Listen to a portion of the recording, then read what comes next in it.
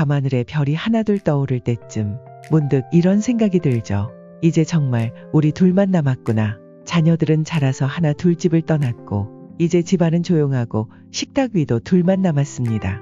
예전엔 북적였던 주말도 요즘은 아무 약속 없이 지나가기도 하죠. 하지만 이건 끝이 아니라 새로운 시작입니다.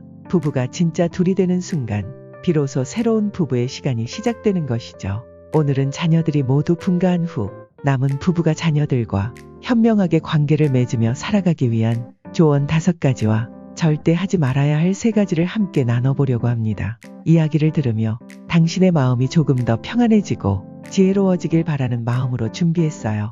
구독과 좋아요 꾹 눌러주세요. 1. 첫 번째 조언. 아이들과의 거리를 조율하세요. 너무 가깝지도 너무 멀지도 않게. 부모로서 자녀가 떠났다고 해서 마음이 떠나는 건 아니죠. 늘 걱정되고 챙겨주고 싶고 잘 지내는지 궁금하고요. 그런 마음은 당연한 거예요. 하지만 이제는 자식이 아닌 하나의 인격체의 독립된 어른으로 봐줘야 합니다. 연락은 먼저 하기보단 가끔은 기다려주세요. 도움은 주고 싶겠지만 자녀 스스로 해내게 기다려주는 것도 사랑입니다. 가까이 다가서되 침범하지 않는 거리. 그것이 새로운 부모와 자식의 관계입니다. 2번째 조언. 자녀의 가정을 인정하세요. 이제는 부모보다 배우자가 중심입니다. 특히 자녀가 결혼한 후엔 가족 구도의 중심이 부모에서 배우자로 옮겨갑니다. 자식은 이제 부모가 아닌 자신의 가족, 자신의 선택을 우선시해야 합니다. 혹시 이런 말 해보신 적 있나요? 왜 이번 명절엔 안 와? 요즘 왜 전화가 없니? 애는 왜 안 낳아? 그 말들 속에 부모의 서운함이 아닌 자녀의 부담만 남게 됩니다. 이젠 자녀의 선택을 존중해 주세요.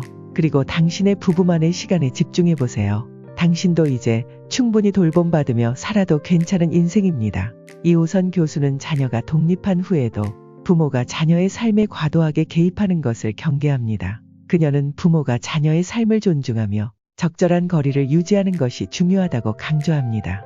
예를 들어 자녀가 결혼 후에도 부모가 자주 연락하여 일상적인 일들까지 간섭한다면 자녀는 자신의 삶을 통제당한다고 느낄 수 있습니다. 이러한 상황은 자녀와의 관계를 악화시킬 수 있습니다. 이호선 교수는 부모가 자녀에게 잘 지내니 같은 간단한 안부 인사로 관심을 표현하고 자녀가 필요로 할 때 도움을 줄 수 있는 준비된 자세를 갖추는 것이 바람직하다고 조언합니다. 3번째 조언. 누구 엄마, 누구 아빠가 아닌 당신과 나로 다시 만나세요. 자녀들이 있을 땐 서로를 엄마 아빠로만 불러온 시간이 길었죠. 하지만 이제는 부부가 다시 부부로 돌아올 시간입니다. 서로의 이름을 다시 불러보고 오랜만에 손을 잡고 걸어보세요. 함께 영화를 보고 함께 시장을 보고 함께 늦은 저녁 차 한 잔을 마시는 시간. 자녀들이 없어진 게 아니라 둘만의 온전한 시간이 생긴 것입니다. 잊고 있던 사랑을 다시 꺼낼 수 있는 기회. 그게 바로 지금입니다. 4번째 조언. 당신만의 삶을 찾아가세요. 자녀의 삶이 아닌 당신의 인생을 말합니다. 오랫동안 자녀 중심의 삶을 살아오셨다면 이제는 나를 위한 삶을 준비할 시간입니다. 가벼운 운동, 오래 미뤄둔 취미, 작은 여행 또는 일상의 기록을 남기는 일기 쓰기까지 소소한 계획을 세워보세요. 누구의 엄마, 누구의 아빠가 아닌 당신 이름 석자로 살 수 있는 2번째 인생이 지금 시작되고 있어요. 중년이라는 단어엔 끝이 아니라 지금부터라는 뜻이 숨어 있답니다. 5번째 조언. 기다려주는 부모가 되세요. 충고보다 공감입니다. 자녀들이 어느 순간 말을 줄이게 된 건 충고가 많아졌기 때문일 수도 있습니다. 그렇게 하지 마. 그건 아니지. 내 말 좀 들어봐라. 하지만 자녀들은 이제 충고가 아닌 공감을 원합니다. 정답이 아닌 그래, 그랬구나 한마디면 다시 부모 곁으로 돌아오게 됩니다. 현명한 부모는 말보단 기다림으로 사랑을 말합니다. 그게 자녀가 다시 찾아오는 길이 됩니다. 김창옥 강사는 부모가 자녀에게 무의식적으로 기대를 강요하는 것이 자녀에게 부담이 될 수 있다고 말합니다. 그는 부모가 자녀에게 너는 엄마를 책임져야 해 이와 같은 말을 함으로써 자녀에게 심리적인 압박을 줄 수 있다고 지적합니다.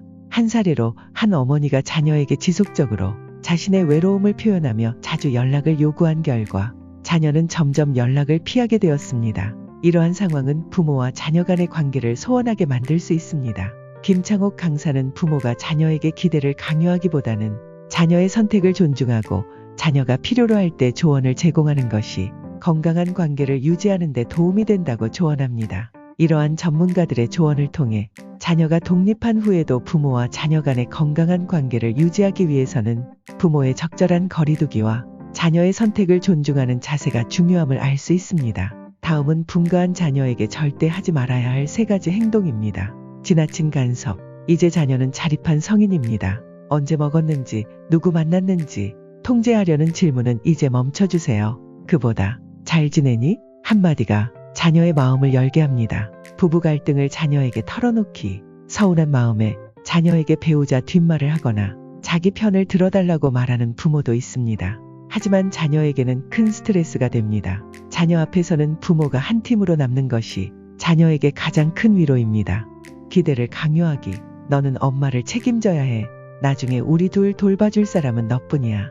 이런 말은 자녀에게 사랑이 아니라 짐이 됩니다. 부모는 의지할 수는 있어도 의무를 지우는 존재가 되어선 안 됩니다.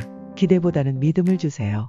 그 믿음이 다시 돌아오는 사랑이 됩니다. 이제 진짜 우리 부부만의 삶이 시작되었습니다. 조용한 집, 둘만의 식사, 느긋한 산책, 그 속에서 잃었던 서로의 이름을 되찾아보세요. 자녀들은 어느새 부모가 건넨 여유와 지혜를 닮아가며 자신만의 삶을 살게 될 것입니다. 그리고 어느 날 문득 찾아와 꼭 안아주며 말하겠죠. 엄마, 아빠, 나도 이제 알겠어요. 그때 엄마, 아빠 마음이 어떠셨을지요. 오늘도 해피톡TV는 당신의 오늘을 응원합니다. 이 이야기가 마음에 닿았다면 구독과 좋아요로 함께 해주세요.